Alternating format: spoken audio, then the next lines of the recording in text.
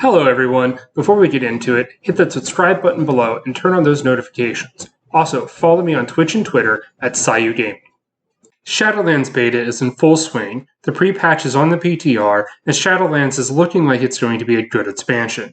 With Sylvanas' storyline most likely coming to an end, I decided to take this time to replay Warcraft 3 to reacquaint myself with the start of the stories that built the World of Warcraft. As I've been progressing through the story of Warcraft 3, I've begun to realize the storylines of the major characters have all been wrapped up. Illidan is off at the Pantheon, guarding over Sargeras. We've defeated Arthas on top of Icecrown. Kael and Vashj were also defeated. Jaina Malfurion, Tyrande, and Thrall are all still around, but they're less interesting than the villains and anti-heroes of the Warcraft universe. This could turn into a major problem with Shadowlands, as the big narrative-driving characters from Warcraft 3 have all been wrapped up. So what can Blizzard do to change this? With a Warcraft 4, there are a couple characters that Blizzard have wrote into retail that have potential becoming true fan favorites, much like Arthas or Illidan. For example, there's Sakon and Boswamdi. Sakon is young, naive, and he lacks confidence in himself, but he has a good heart and he tries. He's also a very relatable character and people can be drawn to him. And then, of course, there's Boswamdi. He's very entertaining, and his trickster nature, coupled with the god-level power, make him a very good character. But these type of characters are running out in the World of Warcraft.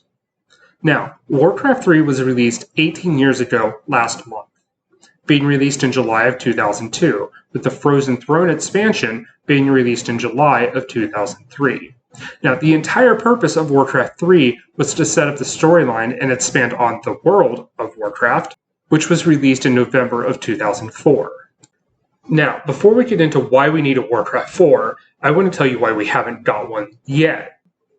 To build a Warcraft 4, Blizzard would have to essentially create Warcraft 4 in World of Warcraft. So they'd have to simultaneously create the same game twice on both platforms. So you'd have the RTS version of Warcraft 4, and then you'd have to have its World of Warcraft counterpart.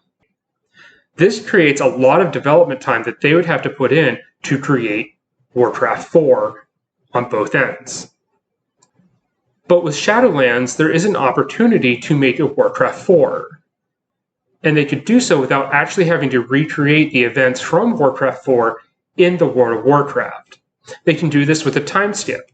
While yes, Ian has gone on record saying that there won't be any time skip, there's nothing saying that they just cannot change their mind.